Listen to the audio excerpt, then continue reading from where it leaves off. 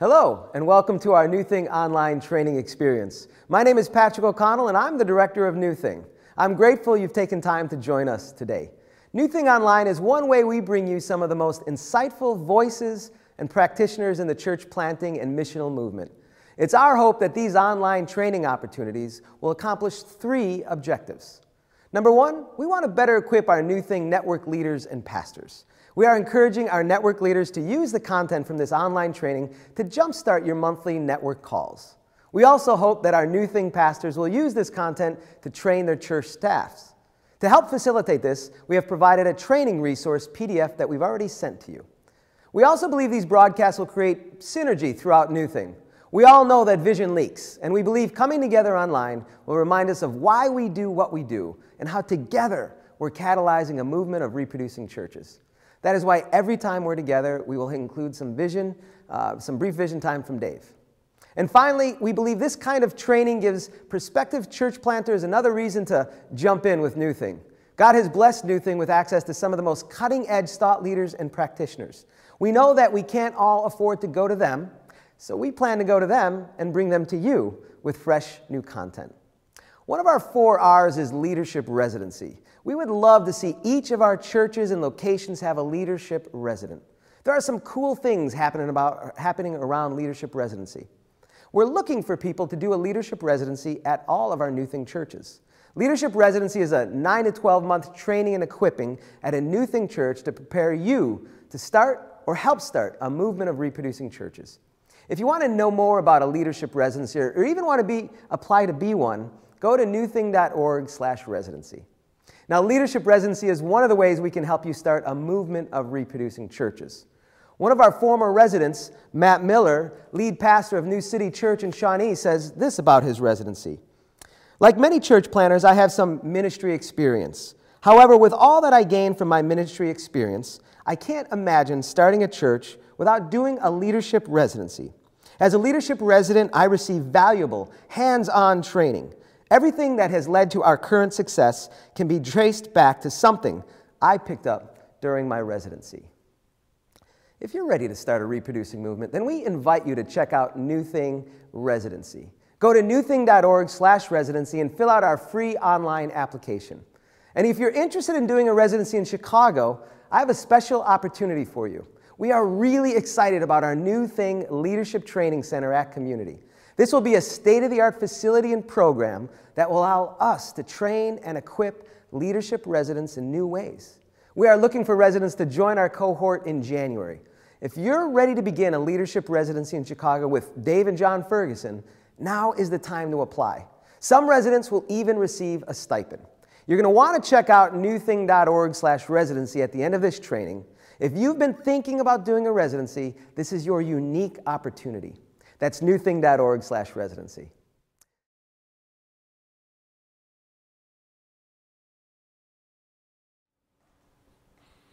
Hello, my name is Dave Ferguson, and my role at NewThing is to provide visionary leadership. I just got back from a trip to Tampa, Florida, where we were planning the 2015, not 14, we still got another one of those coming up, but it was actually the 2015 Exponential Conferences. And I'm telling you, I could not be more excited. The big idea that's coming in 2015 is this: Spark, igniting a culture of multiplication. And in many ways, NewThing, your passion for reproducing is influencing what's going to be a conversation literally around the world next year about cultures of multiplication.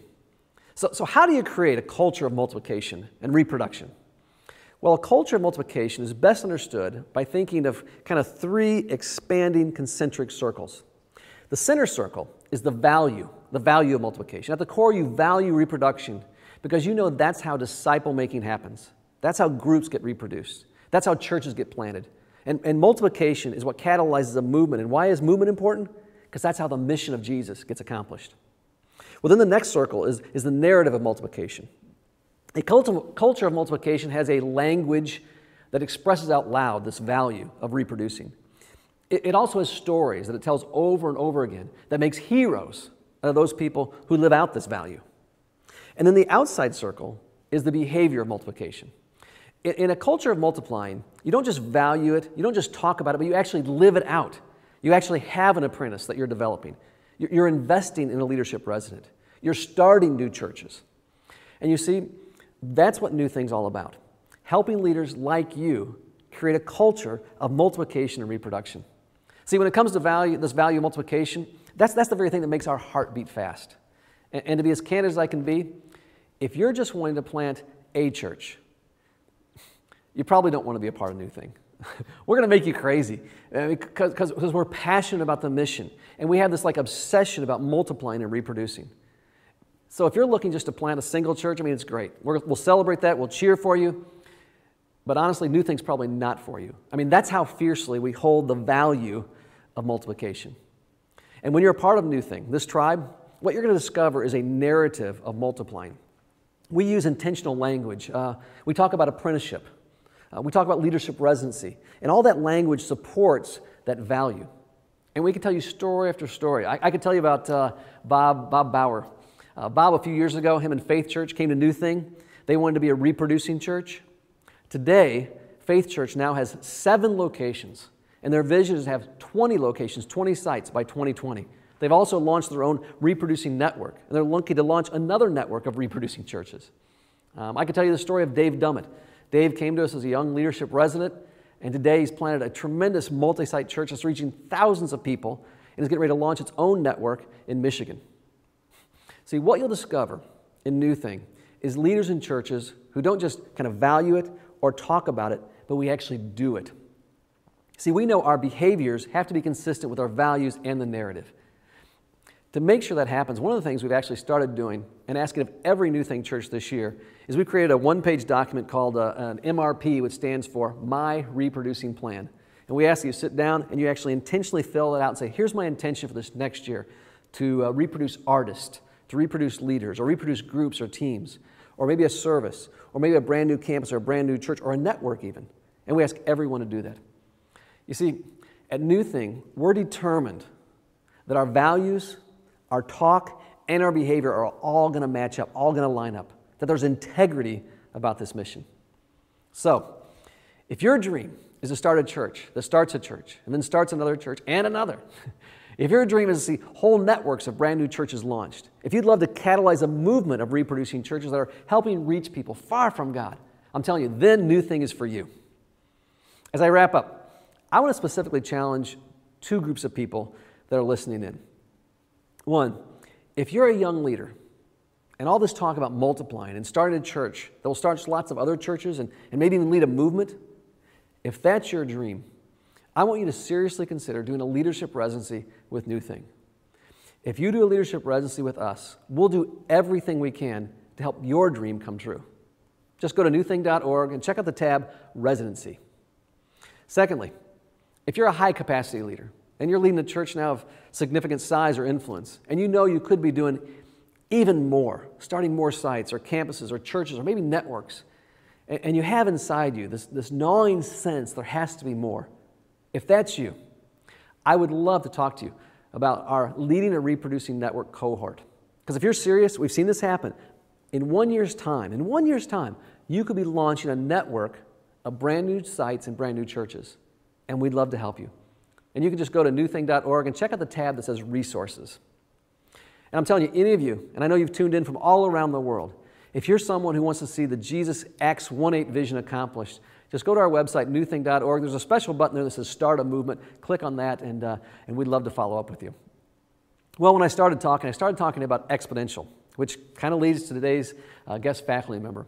Our speaker was probably my personal favorite at Exponential 14 in Orlando, and it's Danielle Strickland.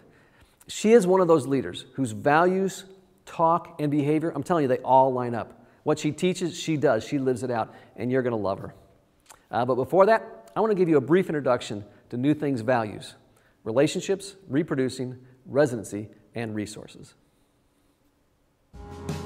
I'm convinced if we're going to accomplish the Jesus mission, we need church planters with a dream of planting churches that will mobilize every person for mission, and a church that is reproducing over and over and over again. We cannot keep doing the same things the same way and expect different outcomes. Isaiah 43 tells us, "Forget the former things. Do not dwell on the past. See, I'm doing a new thing." NewThing is a catalyst for movements of reproducing churches, and we're looking to come alongside a particular type of church planter. We're looking for church planters whose dream is not just planting one church, but of planting a reproducing church, and we want to help you make that dream come true. It all starts with relationships. Every church planter is a part of a network of reproducing churches. We're constantly also developing resources with you in mind to give you the tools to help your church become a healthy, reproducing church. Now, these last two values are where God has shown us tremendous favor: reproducing. Everything we do is focused on reproducing. Why? Because reproducing makes movement possible, and movement is how the Jesus mission gets accomplished. In 2007, as community sent out my wife Janet and me to launch a new church in Kansas City, 15 people joined us from Chicago, from South Carolina, and from Colorado. We had this dream to be a reproducing church, and what better way to see that happen than to launch pregnant? And so 3 church planter apprentices joined us as part of the launch team of Restore Community Church, raising their own support. And we began to see God do amazing things and help people find their way back to Him. Just 2 years after we launched, we sent out Josh Jackaway and Nate Williams to launch our Liberty campus. And just 3 years after that, Nate released Josh to start our 3rd location in Brookside. And in 2011, we sent out founding staff members, Tommy and Jessica Bowman, back to Chicago to launch Mission Church. This dream, this idea of being a reproducing church, it was now core to who we are as we continue to see God surround us and use us to change the spiritual landscape of Kansas City. Our residents are some of the best and brightest. They dream of starting reproducing churches, and we do everything we can to help make that possible. When my wife Carla and I decided to plant a church, we really didn't know where to start, where to begin. And a friend of ours told us about doing a residency with NewThing. We moved to the city of Chicago. We partnered with a NewThing church for our residency so that we could begin this journey, this dream of planting a church. And the experience has been out of this world. Being involved in the weekend services, connecting with new attenders before or after service, leading a small group or leading teams, or traveling the globe to meet with potential NewThing partners. The experience has been incredible. I just feel like we've been so well equipped. So many of our skills and our God-given talents have just been refined and even polished to really set us up for success in planting this new church. Reproducing churches and residents across the U.S. and around the world is what's helping us create movements of reproducing churches. There are several ways you can get involved. First, we want to begin a conversation with you about how you can plant a reproducing church. You do not want to do this on your own. Let us connect you with others who want to start reproducing churches. NewThing's a place where you can experience a culture of reproduction. Maybe you should do a leadership residency, or possibly you're planting a church. Together, let's start a movement. NewThing wants to help you start your church, and the next one, and the next one. God's dream is for everyone to find their way back to Him. I believe it'll take movements of reproducing churches to accomplish that mission. And NewThing's mission is just that, to be a catalyst for movements of reproducing churches. So what's your dream?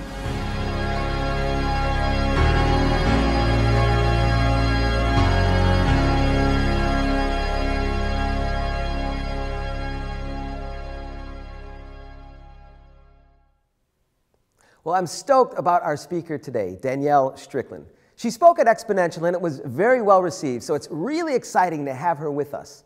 Danielle is a Canadian officer in the Salvation Army and is currently serving as a Corps commander at the Edmonton Crossroads Community Church. She serves the Salvation Army in several ways and is internationally recognized in her capacity as a leader, a speaker, a writer, a justice advocate, a mission developer, a worship leader, and a church planter. Danielle is married and is the mother of 3 boys, Zion, Judah, and Moses. I know that Kim Hammond mentioned Danielle in his talk last month. He was very excited that Danielle would be with us. Well, did you miss last month? No worries. If you missed Kim or any other NewThing online trainings, you can view them on our live stream page. Well, thanks again for being with us today.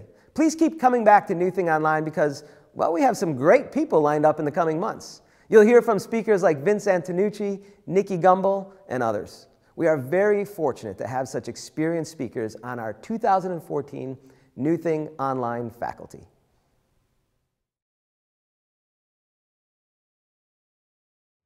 All right, I'm going to read to you a story from Luke's Gospel, chapter 9. It's been challenging me with some principles that have been really helpful for some of the work I've been doing that's new. So I thought it might help you. About 8 days after Jesus said this is Luke chapter 9, verse 28.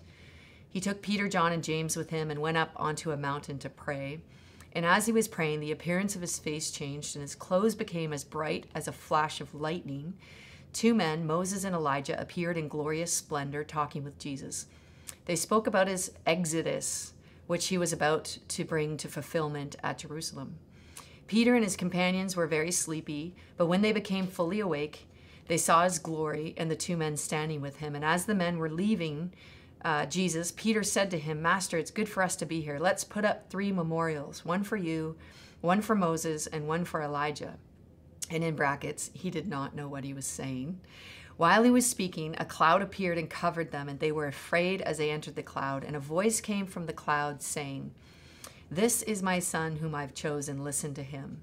And when the voice had spoken, they found that Jesus was alone. The disciples kept this to themselves and did not tell anyone at that time what they had seen. The next day, when they came down from the mountain, a large crowd met him. A man in the crowd called out, "Teacher, I beg you to look at my son. He's my only child. A spirit seizes him and he suddenly screams, and it throws him into convulsions so that he foams at the mouth. It scarcely ever leaves him and is destroying him. I begged your disciples to drive it out, but they could not." "You unbelieving and perverse generation," Jesus replied, "how long shall I stay with you and put up with you? Bring your son here." And even while the boy was coming, the demon threw him to the ground in a convulsion.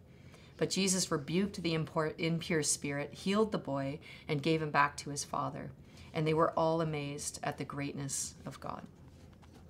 So I want to talk to you about the transfiguration, really, because I've been really challenged to have a revelation of who Jesus really is. So that's really important. But there's some kinds of essential things that Jesus is leading the disciples into the new thing of the kingdom actually coming on the earth. And this is something the disciples have been raised as Jewish boys to believe for and to expect. And they've been anticipating this for a long, long time, is this coming of the kingdom of God. And that includes the revelation of the Messiah, the person who would lead the kingdom. And so here they are on the mountaintop, and they're having this exponential experience, as it were. It's like this massive revelation. Now, in Matthew's gospel, the same story is told, except the truth a little bit more is told, probably because Matthew's telling it where the disciples actually fall asleep while all this is happening. And that's its own whole conversation. But the sleepiness of our culture would suggest that it might be time for us to wake up. And as church leaders, waking up is something that we get to not only do ourselves and model, but also call people to. Waking up to the revelation of who Jesus really is and paying attention to who Jesus really is. These are kind of key revelations. And Jesus has this encounter, so he's revealed, and this glorious light, this sort of a really picture later on we read about in Revelation, very similar to the one John had on Patmos, of this glorious Christ, of this revelation of who Jesus is.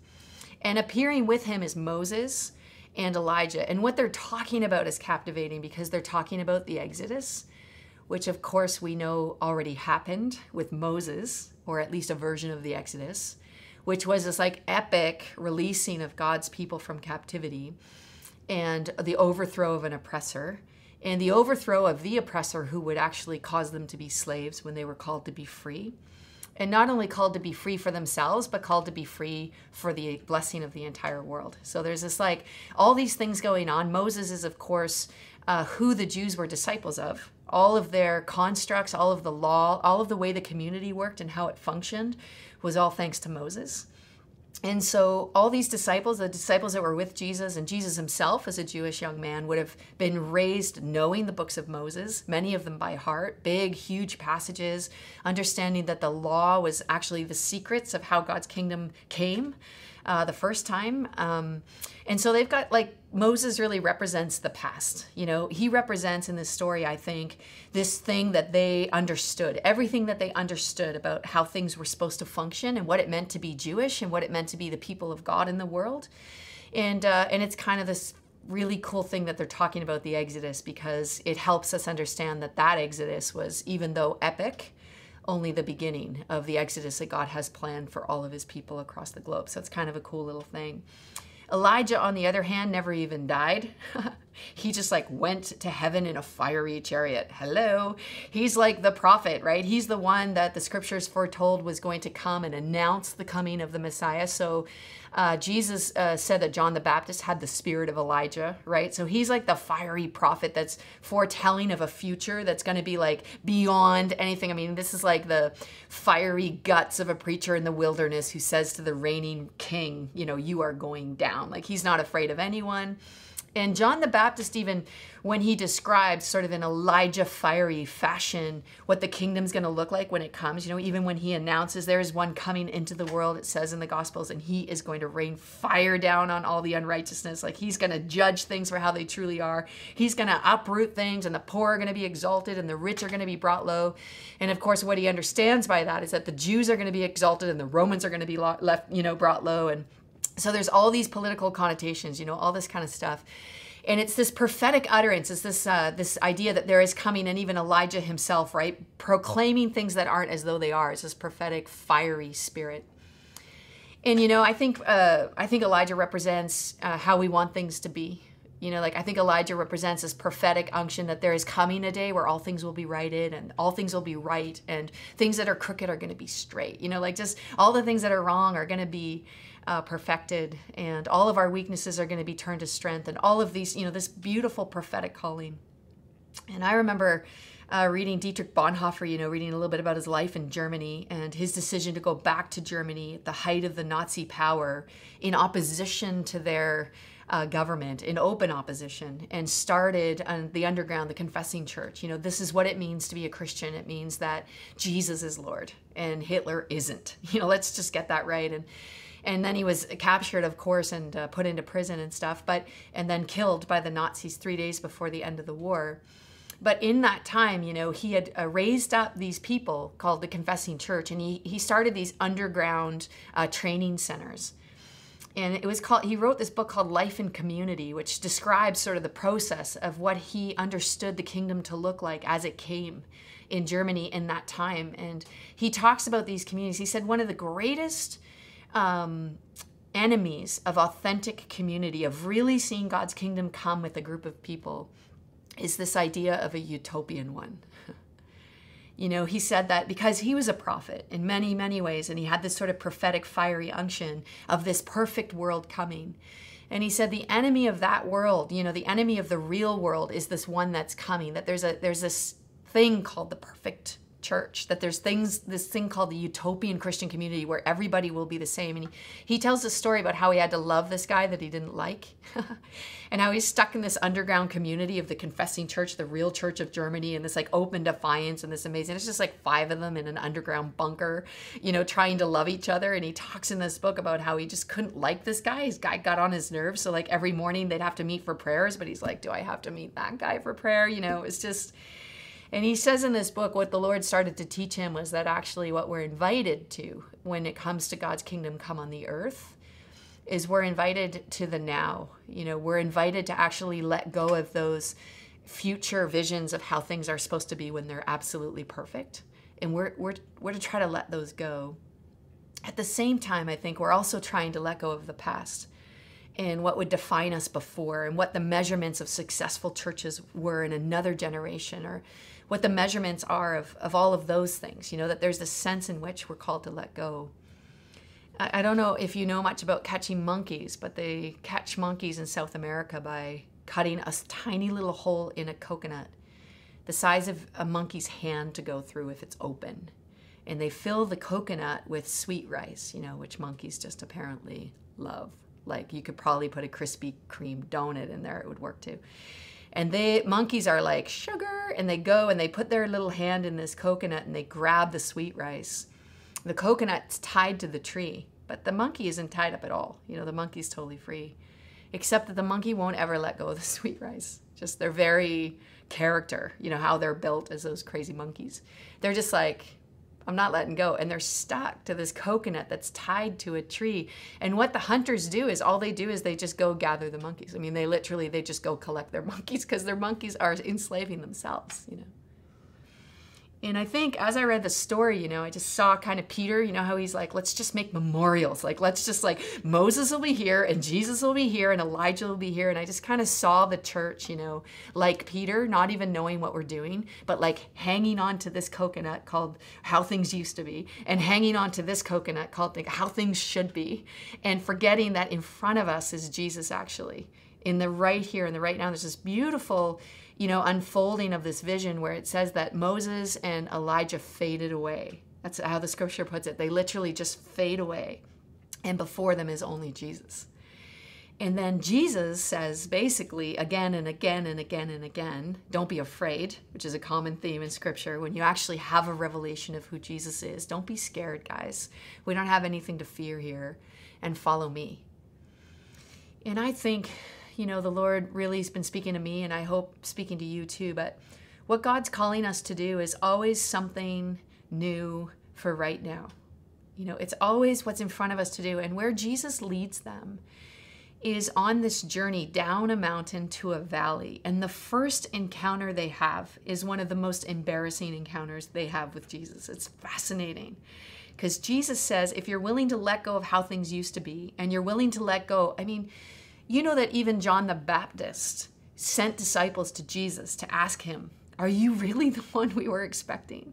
Because what John had seen of a kingdom coming looked different, and he imagined it differently than what actually Jesus looked like when he came. And Jesus sent the disciples of John back to John to say, look, just tell John this. These are the things that are happening. Blind eyes are being opened. The deaf are hearing. Like, the poor are having the gospel preached to them. Like, there's stuff happening that he envisioned. He just didn't see the thing exactly clearly.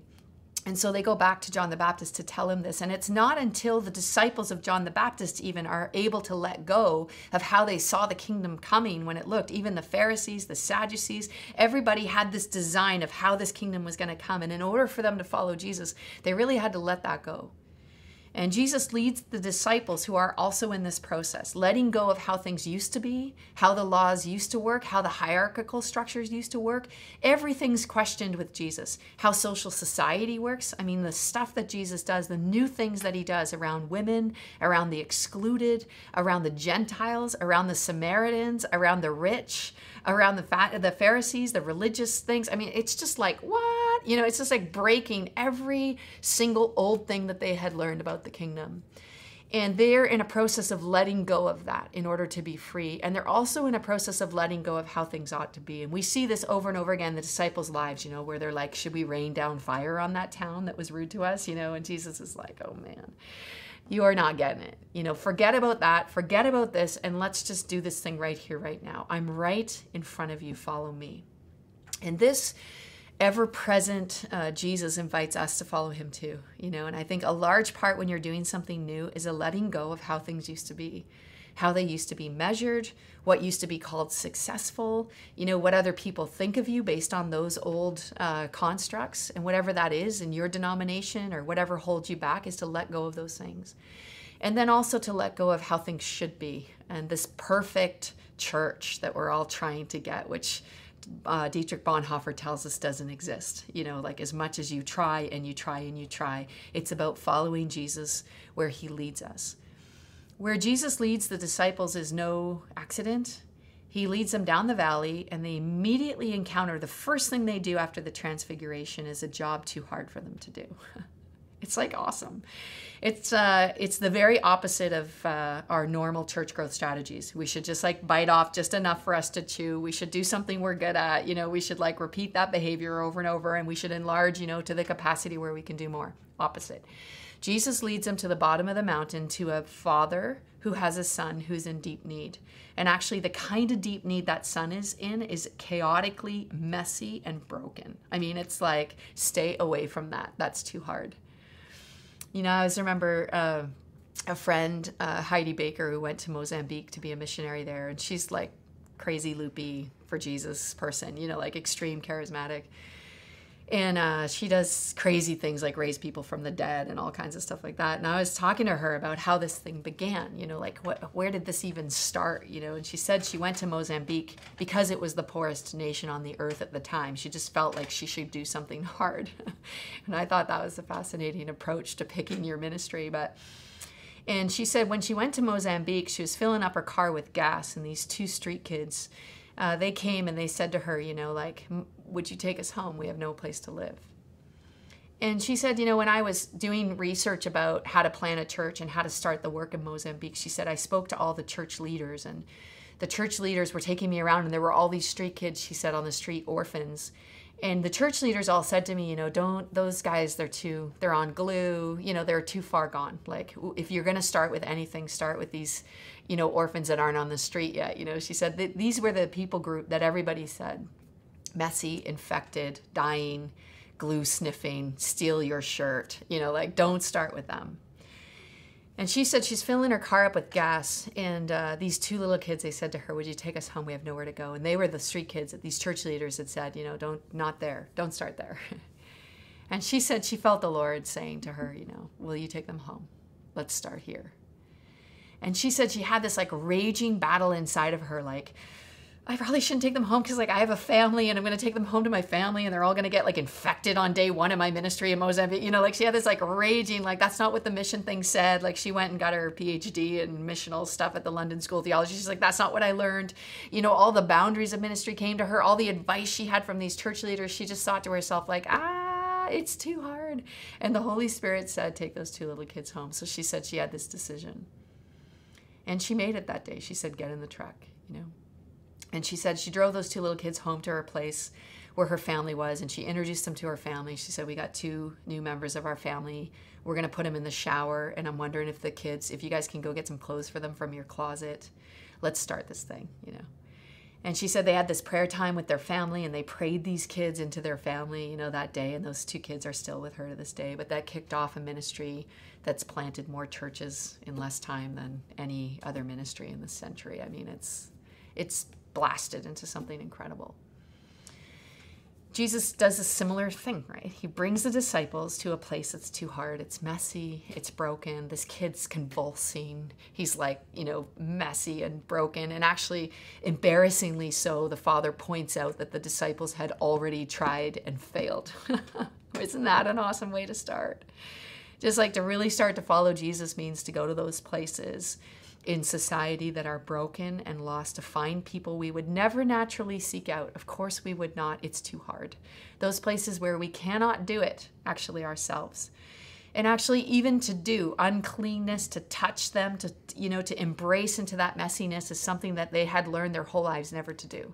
To become unceremoniously clean, to try to embark on something to someone who didn't deserve it, you know, over and over again. It's just not what they were raised to do. But here it is, them letting go of what used to be, and them following Jesus down the mountain, right into the valley, which is where Jesus loves to hang out, finding the places that are the hardest to do right at the get-go, failing in front of people, which is like one of the favorite things of the disciples to do.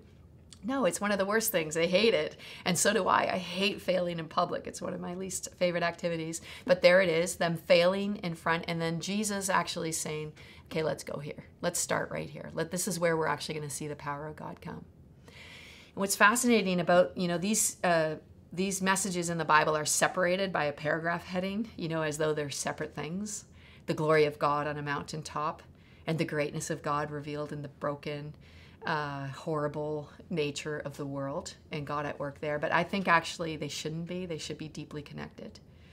Because when we have a revelation of who Jesus is and his glory and his power, we also must have a revelation of what that's for.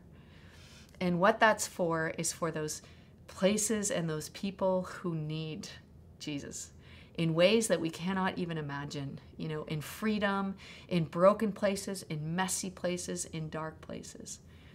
One of the things I get to do in a ministry that I've recently been able to start is visit massage parlors in Canada, which are really just brothels.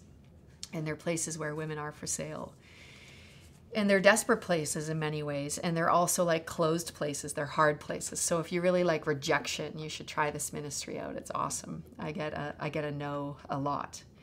This one particular brothel, we were knocking on the door there, and I tell stories sometimes of how God miraculously shows up in these places, and it's just amazing what he can do. But there are also many stories that I should probably tell about when he doesn't, and when I fail, and when I get rejected, and when it's really difficult, and when it's so messy that I've actually tried and failed and it's broken, and I'm just like, eek, this is embarrassing now, you know. And I had this student with me who had come over from England to join us and learn how to do this stuff.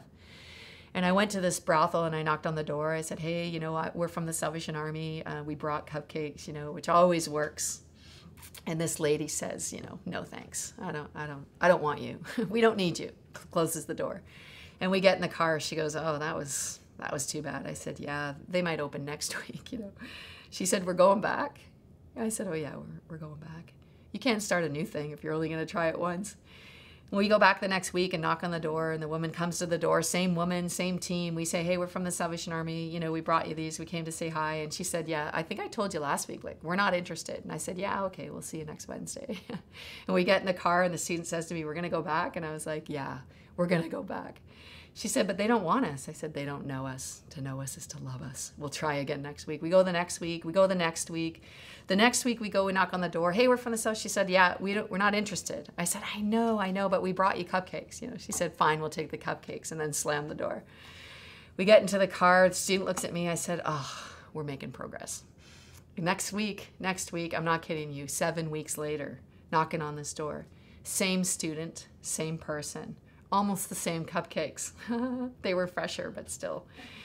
Knock on the door. Owner of the massage parlor opens the door. Same person opening the door. She says, thank God you're here. Takes us to the back of the massage parlor where there's a woman who works there who's crying. She says, you have to tell them what you told me. She said, I don't know how to say it. She said, you just say it like you said to me. So this woman says, she's like bawling. She's like a ball of snot. She says, I need forgiveness. I need healing. I need freedom. Can you help me? And I said, yeah, there's only one guy I know who has forgiveness and healing up his sleeve, you know, and it's Jesus, you know, who forgives all of our sins and heals all of our diseases. And the woman started sharing her story a little bit more. And she said, like, how do I get healed and how do I get forgiven? I said, we just ask Jesus, you know, we call out to Jesus. And I just said, you know, we cry out to Jesus is actually what I said. And I just said that because I'm a Christian and we say weird things sometimes, right? And I didn't really mean cry out to Jesus. But she said, could I do it now? And I said, I think you got to look at the owner. And the owner's like, awkward, but okay. And she said, okay, I could do it now. And she just starts in the back of this massage parlor. She's just crying out to Jesus at the top of her lungs. Actually, I couldn't help but think what other people in the rooms were thinking at the time. But everyone's bawling. The student with me is bawling. The owner of the massage parlor bawling. The girl crying out to Jesus bawling. I'm taking notes so I can tell you this story later.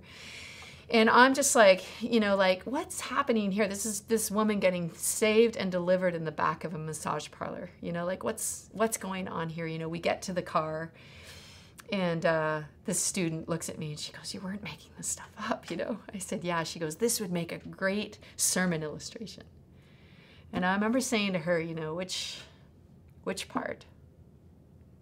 Like the part where she cries out to Jesus in the back of the massage parlor, or the part where we were rejected over and over again, where we failed, where we were willing to let go of definitions of success and how things have worked before, and we were willing to let go of the perfect response, you know, and we were able just to follow Jesus sort of in the thick of it and in the dark of it and in the trenches of it, and to just keep going, to just say, I'm going to keep trying even if I'm going to fail, because Jesus actually is with me in this mess and in this chaos and in this brokenness. And I really think the Lord's just constantly wanting his glory to be revealed to his disciples on mountaintops, but even more, he wants his glory and his greatness to be revealed in darkness and in valleys and in brothels and with people who we've tried and we've failed and we tried and we've failed and we tried and we've failed, and in all the categories that are too hard for us, where we would see Jesus come in his glory there. And when he comes in his glory there, the scripture says they were all amazed at the glory of God. And that kind of glory and that kind of revelation of who Jesus is amazing. And that's the kind that we're after. And that's the kind that we're willing to let go of what used to be and what could be for what is right now. The new thing that Jesus is calling you to is right in front of you. And then my advice to you is just to follow him